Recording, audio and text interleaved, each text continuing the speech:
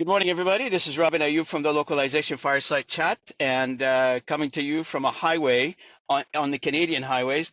Sorry, I'm wearing my sunglasses, but I was telling Diego earlier, I'm not used to wearing sunglasses lately because we haven't seen the sun that much. But I've been driving early this morning. I started driving, and I'm driving east, and the sun is right in my eyes.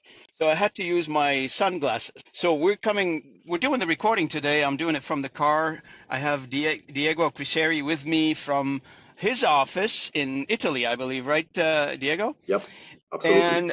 And Diego is a returning guest to the channel. Diego and I did a podcast. What is it? About a year ago now, Diego, right?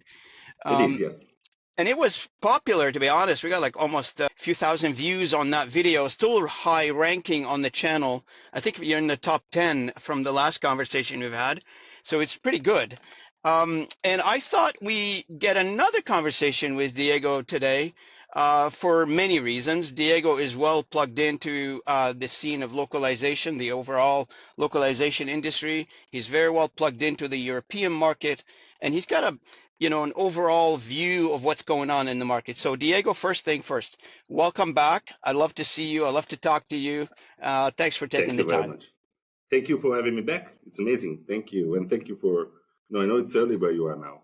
Yeah, it's 9 o'clock. What time is it for you? I think it's like five. No, 3 o'clock. No, it's 3. It's 3. Yeah, 3:15, 3 o'clock, something. right? Yeah. So, Diego, welcome back. If you don't mind, I know a lot of people know you. You don't need a lot of introduction, but we always have a brand new listeners or viewers to this channel. Would you mind give us a small introduction of who you are for those who don't know you? Of course. Well, I will start by saying, because I'm always sad that I don't mention this enough, I will start by saying that I'm a linguist by education. So I'm an interpreter by education. Started in the industry in 2005. Did just a few months of translation, then moved to project management in another company. I was a partner there, then I left after almost 12 years and founded Creative Words, where I am right now in 2016. So it's been almost 8 years. Apart from that, I'm in the board of ELIA, the European Language Industry Association. And actually, I'm also in the advisory board of the Canadian Language Industry Association. Thank you again for that. And hoping to visit Canada pretty soon. So yeah, this is who I am, and I'm the CEO of the company, and I take care of the strategy of the company. So I'm all involved in different initiatives. I'm always listening to many things, always on LinkedIn as well to read interesting stuff and talking with people like we are doing today. I'm all about sharing, and so I love these kind of conversations here. Absolutely, great. And Diego, you're located in Italy, right? For the audience? I am, yeah, north of Italy, Genoa. Yeah, excellent. Diego, there has been like several events in the industry. Let's start with that. What was the last major event you've attended, and what's your impression? I actually attended 2 events last week, actually. So in May, I didn't attend the big ones like Lockwood and Gala, and not going to the upcoming Lockwood event either. The last one was an ELIA event for executives in beautiful Malta. It's not a big one. We had almost 70 people attending, all executives, basically company owners, or most of them at least. But it's been a while that I go to a big one like Lockwood. It's been last year in June in Malmo.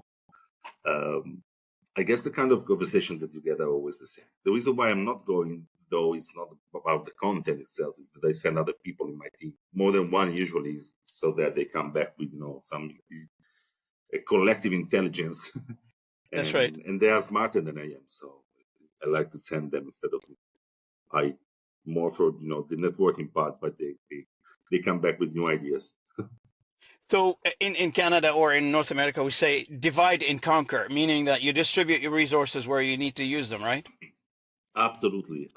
And again, they're really smarter than I am. They get the ideas from their point of view, different roles. I sent 3 people to Gala in Valencia, and they came back with really huge things to implement here. So I'm really, really happy. Absolutely. So from an overall strategy, like if somebody's listening to this dialogue about, I need, and I'm talking to a lot of executives as episode will be episode number 69, I think. So Wow. so everybody is on their mind, like revenue generation. And part of that revenue generation strategy, Diego, is, everybody I talk to, first thing they say, okay, I'm going to go attend events. What would be your recommendation? Like, where do you see more results? Is it industry specific, like our localization industry specific? I guess it depends on your target, of course, but or do you go to other industries? Do you go large events, smaller events? Do you have any advice? Well, honestly, I'm not sure I am the right one to answer this, but I'll tell you what we're doing. We always done events and marketing. But last year, since I acquired the company, we started doing some active selling. So we are going indeed to different events. We've been to one at the beginning of May.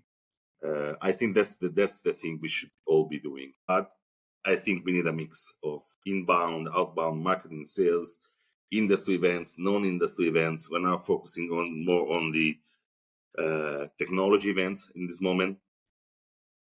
And yeah, I think you need to find your own way, I guess. For Yeah. us, we are still learning and growing into this. We are not going to the big medical, I don't know, medical device events, for instance, or e-learning events. We're not Mm-hmm. that targeted right now. But I Mm-hmm. think we will need to do that sooner or later as well.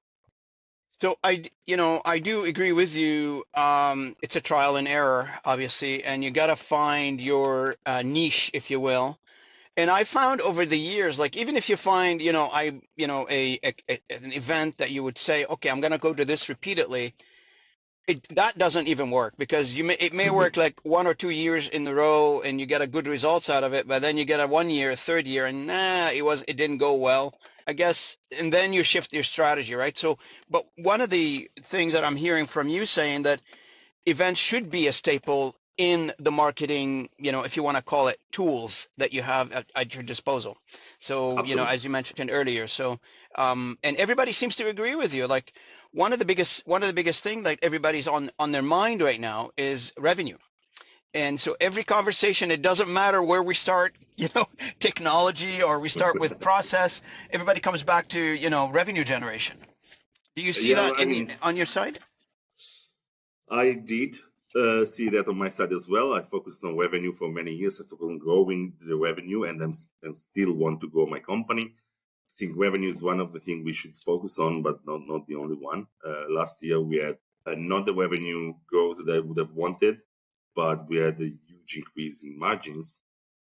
Well, it was bad year in any case, but still, we focused on margins before focusing on revenue, and that was the right move. So I think we should focus on efficiency and revenue and margins rather than revenue.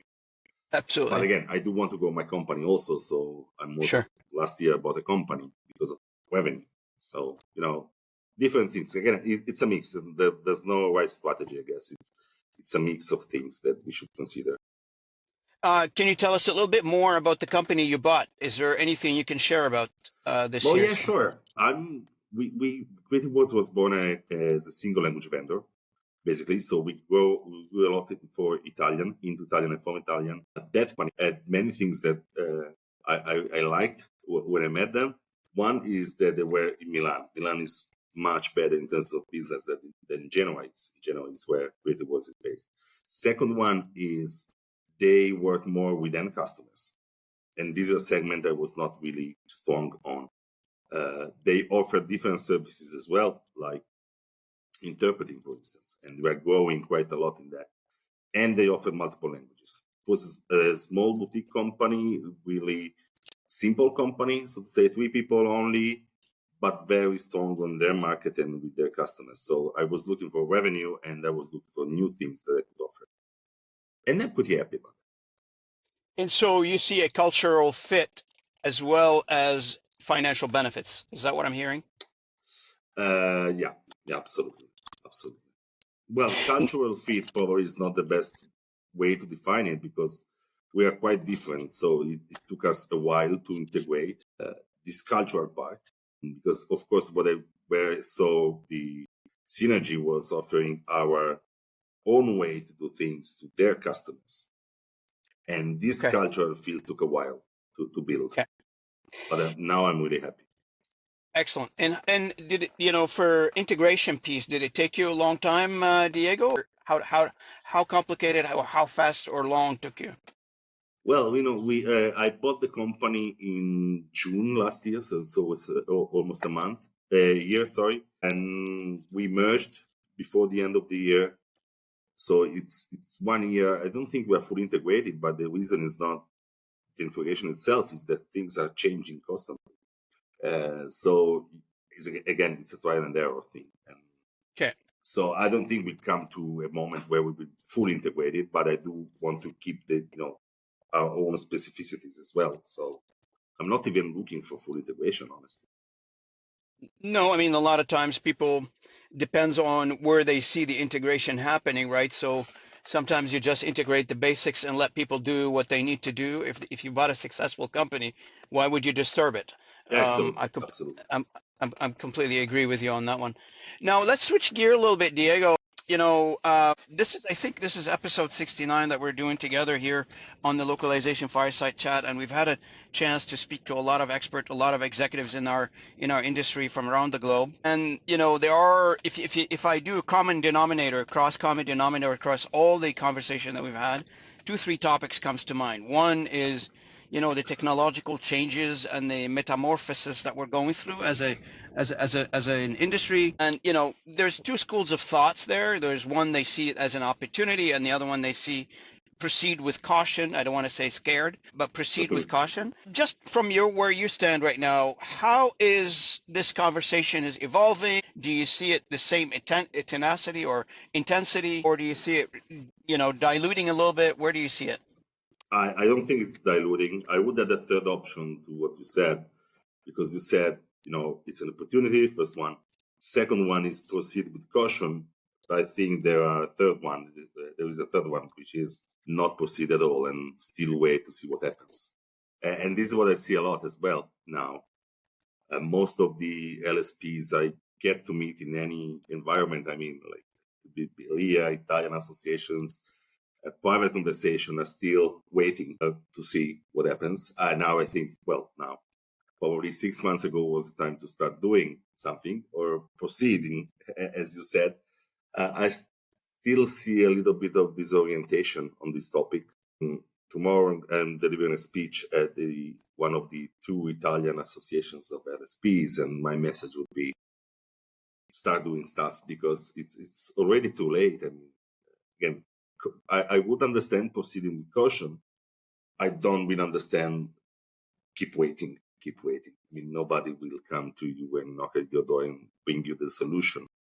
And if you are the owner of a company, I think it's your duty towards your people and all the stakeholders in the company to start, to have a vision, not to have fear only, but to replace fear with vision. And, I mean, otherwise, what are we here for? The CEOs, I mean, to set the vision, right? I think now it's time to start doing stuff. And honestly, we had the last conversation last year, 1 year ago, maybe even more than that. I don't see many differences. And I think there is a lot of hype, absolutely, and there is a lot of lying as well. I just saw a report, I think it was Buzz. They will forgive me if I'm wrong. 60% of linguists are saying that they use AI in their daily jobs. And this is absolutely not matching what I see and what I hear and what I hear from people when I talk with them. I mean, they don't know what to do with it. They don't really know what to do with it. So yeah, there's a little bit of confusion still. And with linguists, I think it's also because of they don't know what to do. Well, companies as well. And this is why we do want to work on some trainings as well for our linguists to start with, and to all linguists out there, because there's nothing as such at the moment, I think. Yeah. Now, Diego, do you like from your conversations, like what is and you just attended the executive summit in Malta, which, this is a great sampling of people who own companies, executives, etc. in Europe. Mm-hmm. Do you feel like the consensus is, look, another technology will come and go, or this technology is going to stay around, or this technology it's not useful for us?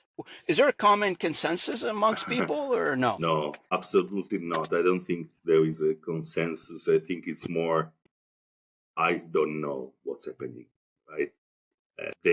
I didn't get anyone saying it's gonna stay or it's gonna leave.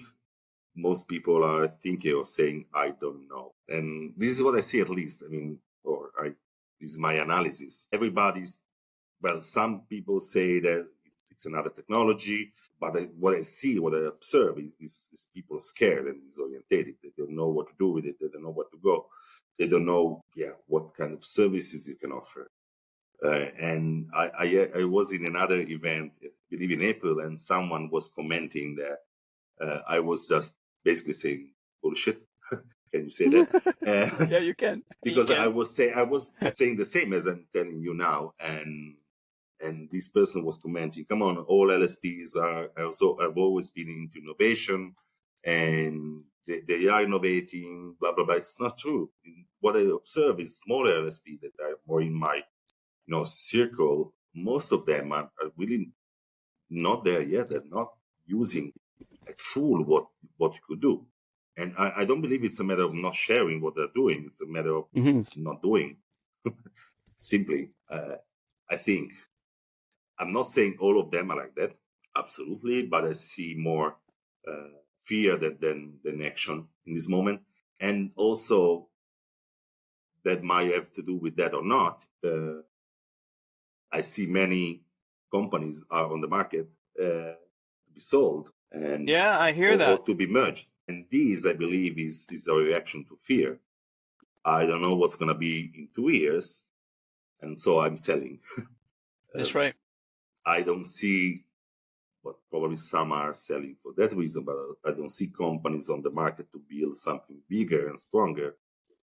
It's out of fear that they're selling. Let me get out of here as soon That's as right. possible, right? So And yeah, this testifies the fear, and I yeah. guess, So if to prove your point, actually, I was talking to a couple of we had our Canadian Language Industry Association Global Speak conference here in Canada last week, and I had the opportunity to talk to one of the sorry, recording is resuming here, and talking about the possibility of these companies selling, and the activity is higher. The people that they are interested in exploring selling their companies are higher. Now, if you talk to the brokers who generally say, look, mm-hmm. because something is happening now and you're interested in selling your company, it doesn't mean your company can sell right away. There's some preparation that needs to take place, etc. So it may take you a year or two, maybe 3 years to sell your company. And so there is that state where you want to sell, you're not ready to sell. What do you do, right? So Yeah, there's a lot of people debating this right now. yep. That was actually one of the topics that were discussed in Malta with Alia. Absolutely, how to get Absolutely your right. company ready for sale. It takes time, and the companies that offer to sell to me, to Creative Words, they are definitely not ready. I mean, there's no plan behind. It's just a reaction, right? Yeah. I want to Yeah. get out of here as soon as possible, That's right. but it will And take time. And unfortunately, I don't think that all of them will have the time that they need to prepare for selling no. Yeah, that's because right. of what I was saying, because of this inertia that I was saying. Yeah. Now, one of the things that's I'm noticing in the industry, I'm not sure if what you're noticing on your side is yeah, there are some companies are not, they're saying I don't want to do anything and I'm just going to continue doing what I do because they've got a niche or they've got a certain way of dealing with their market. They've got a bit of a Mhm. boutique, way of dealing with the market. That's fine.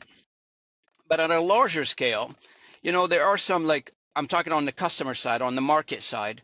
If you're a big bank or a pharmaceutical company, etc., you probably have some security concern, and you're already not approving the use of AI until you're ready for it security-wise to be used. Yeah, Which brings me to the next topic where the genie's out of the bottle. Technology is out there. A lot of these employees who works for larger organizations, they're not listening to anybody. They're just doing their thing. They're just going on their browser and doing their own transactions. So I call it business leakage. yep, So I think, although the smaller guy who's dealing with it, or smaller companies who are dealing with a specific niche, the mid-market of our industry, I think, and forgive me if I'm wrong, but I don't think I am, there is a business leakage going on where you have some requesters, they used to send you, let's say, 20 orders a year. Now they're sending you 5.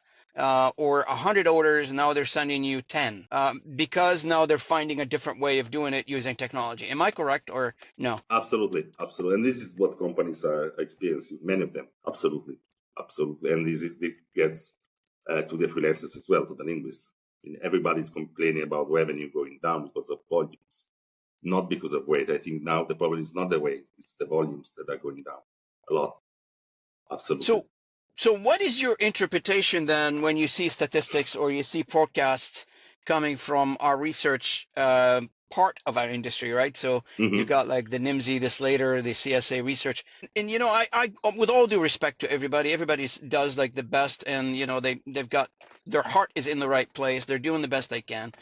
I hear these kind of conversations about revenue going down, but then I see the forecast for our industry is like being forecasted upward. I don't think it's matching, but maybe there are some inside stories that I'm not aware of. What do you think? Well, I think our industry is indeed expanding, and we have new players. We have new services that we can offer. We are expanding a little bit, not completely, but a little bit into the content industry as well. So my own business, we are offering other services as well that are more into the consultancy part. So, and our revenue is not going down, just translation projects are going down. But we are consulting, we are training, we are content generating, we are doing many more things. And I guess, as with machine translation, we will have at some point more volumes translated or processed or generated even, just because the technology will make it cheaper to do that. Yeah. So I think this is happening. So I assume then, taking your company as an example, many companies are already going through the transformation. And if our traditional business is going down, the other services are offsetting that loss of revenue. Absolutely. Absolutely. I was thinking earlier this morning that I need to track it because I have no idea how much revenue we're generating from new services compared to translation. And I need to start doing that. But there are so many things that you can offer now that have nothing to do with translation. They have to do with language.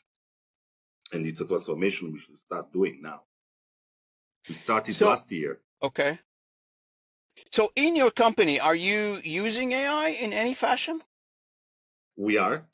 Well, we started last year with our own content, our own marketing. Absolutely. I'm not fully satisfied with how we do it, but we'll get there as well. And we have many customers that are using our services already. We have our own things that we do. We use GPT with APIs. We create our own workflows. We do that a lot. The thing is, you mentioned privacy. This is a concern for many. So we are trying now to be more clear about that, but we do use AI in many different things. And you might know or not that we have an innovation lab now with 7 people. So it's basically a research and development team of 7 people. 2 of them are linguists, and our linguistic team is now 4 people.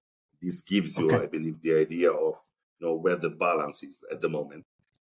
Well, this is just my company, but we got some news recently, mergers of tech company with LSP, and where basically the tech company is taking the lead. And this shows where we're going, I guess. Mm-hmm. But I do think the market is expanding, honestly. I don't see it ending or getting smaller anytime soon.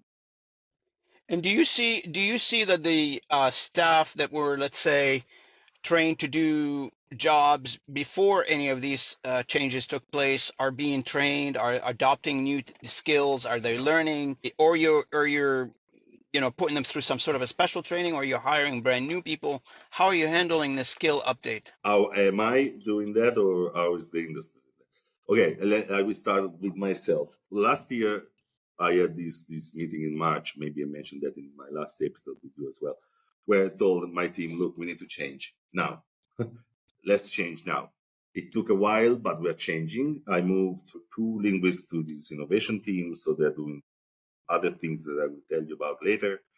I moved the project manager there, and so we build our own team. And they are training on different services. And also my in-house linguists, they are changing what they do compared to last year. So linguist one who moved to the innovation lab is now programming. Can you imagine after 5 months he's programming things? Yeah, he was an audiovisual translator. Just that. I mean, I'm not underestimating the value of a translator. I'm saying he's doing completely different stuff now. And Yeah. the other one is also training herself on some other activities. They end up being many different things. This I did. Company my size here in Italy, there's no, as I said, there's no change happening. And this means that they are either not training their people or upskilling them or reskilling them even, or they are getting rid of their linguists. And this is very sad. And this is happening quite a lot, like a lot. Wow. And I think this is not only wrong from an ethical point of view, but I think it's completely wrong from an entrepreneurial point of view, because you get rid of talent that you nurtured for 15 years. And there's a lot of value in our linguists. They can really, 100%. really have a great value, even working with the new technologies.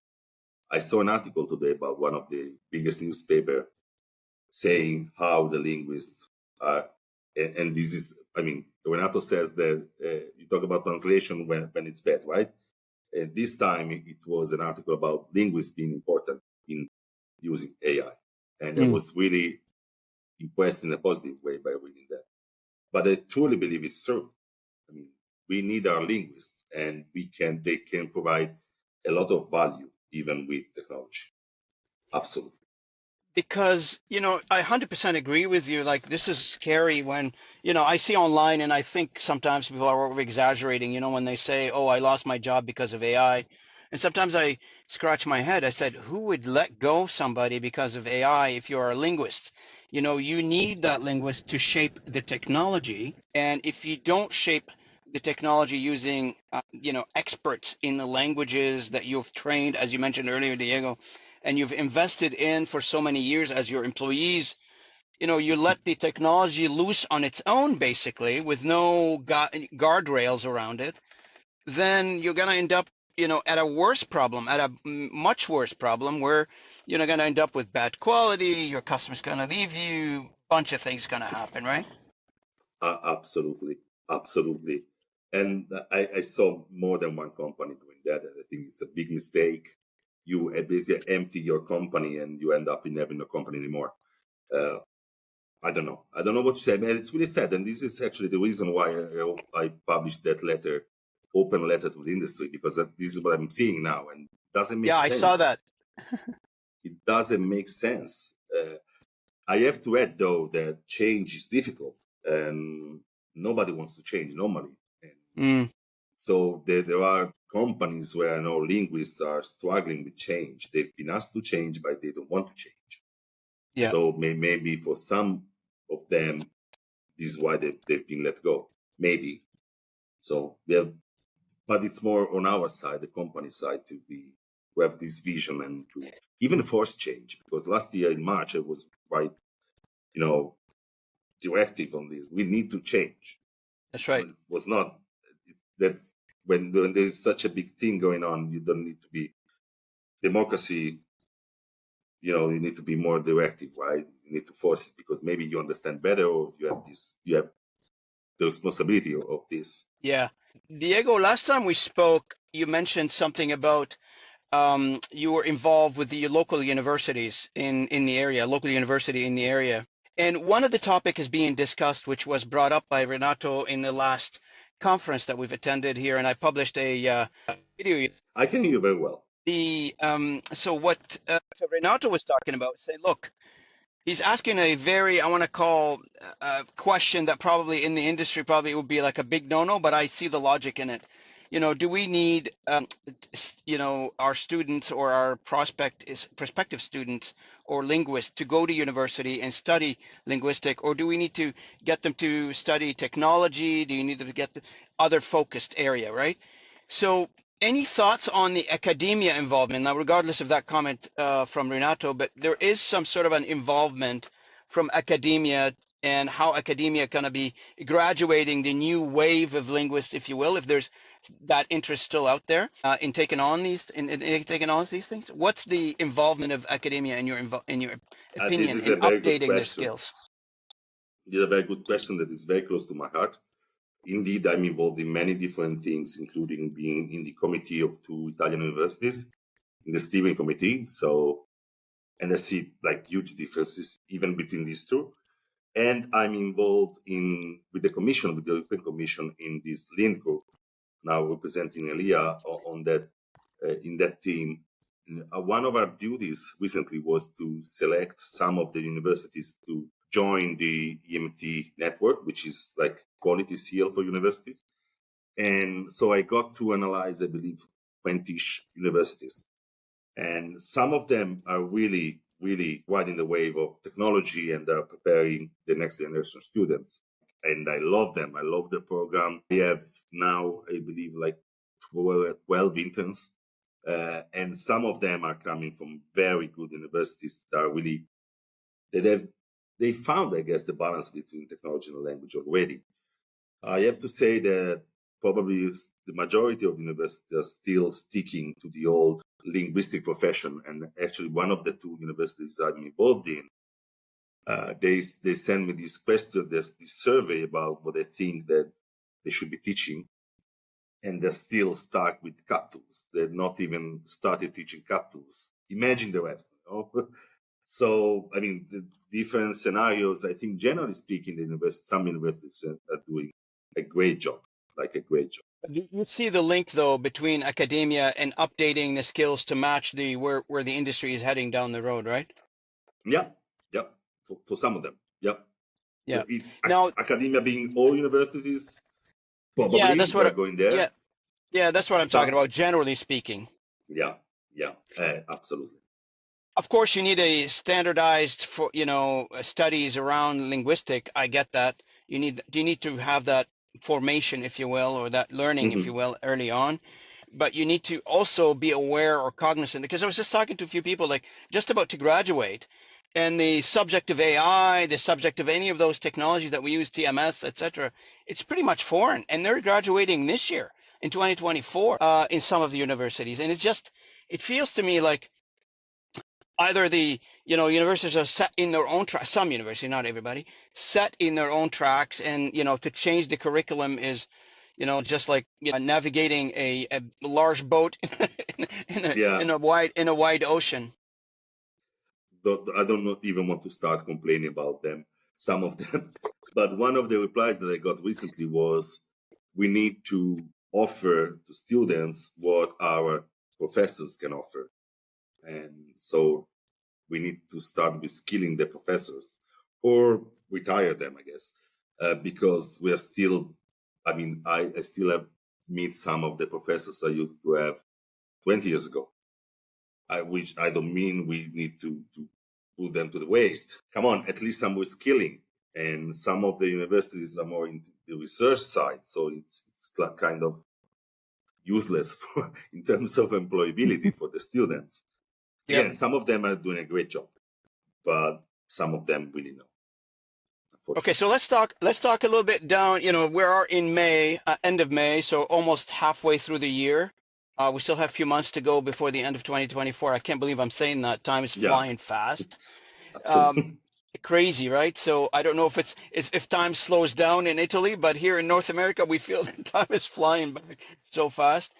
I'm just joking, obviously. What is your view toward the end of the year? What do you think overall is going to happen from here to the next, until December kind of frame? In terms of the industry in general, well, Industry in general, yeah. I'm afraid I will see other companies out of business, unfortunately. I think that for the companies that will start change, and this digitization, I don't know how it is in English, they will grow, not as much as maybe is depicted in NIMS's forecast, but they will start growing. And I think we will also see some M&A going on, even in smaller companies.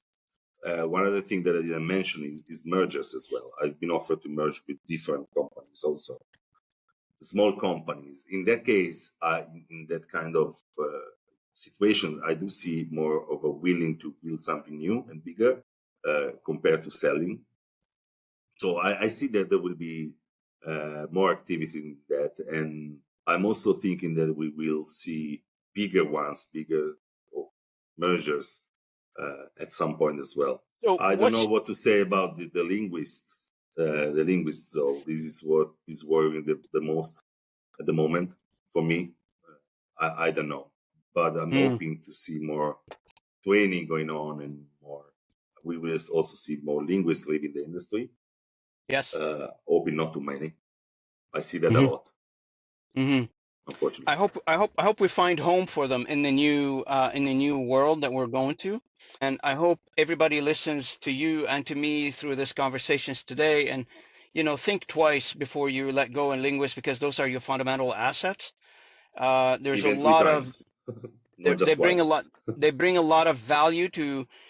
It doesn't matter what technology world that we're using or we're going to be using. They bring a lot of value there to shape the technology, to shape the service, to shape how we serve our customers, because we can't forget we're a service industry.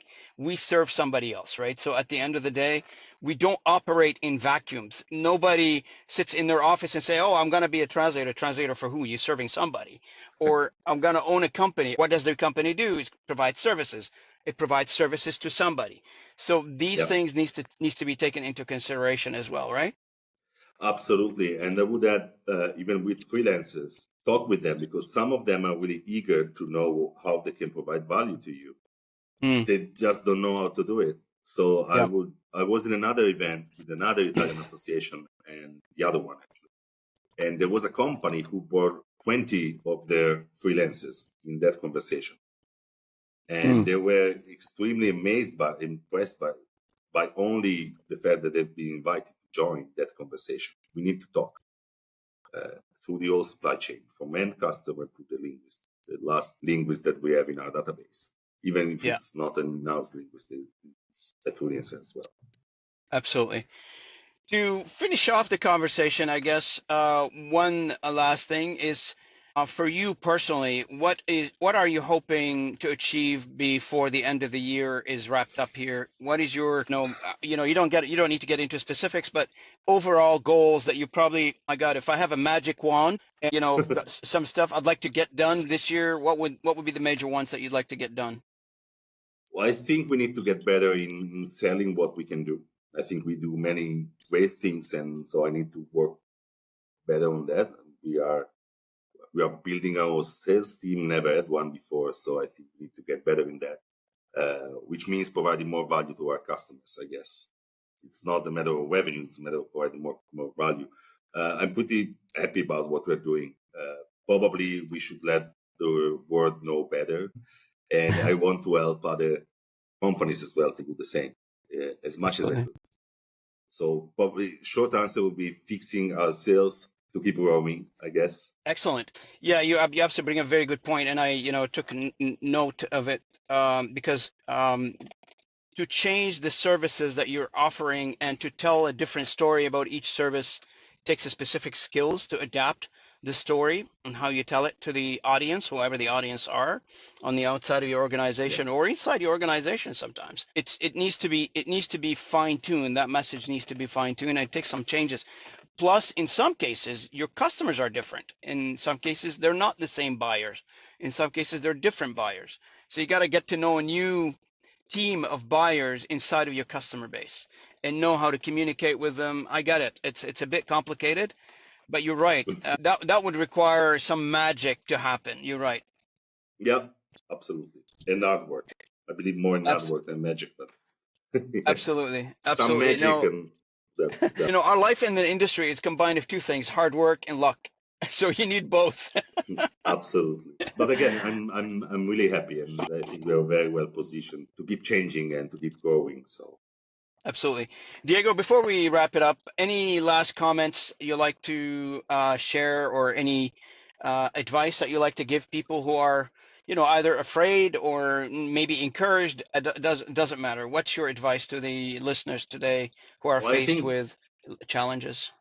this applies to everyone in the supply chain, in the chain, in our industry. Is let go with fear and bring some vision and keep talking.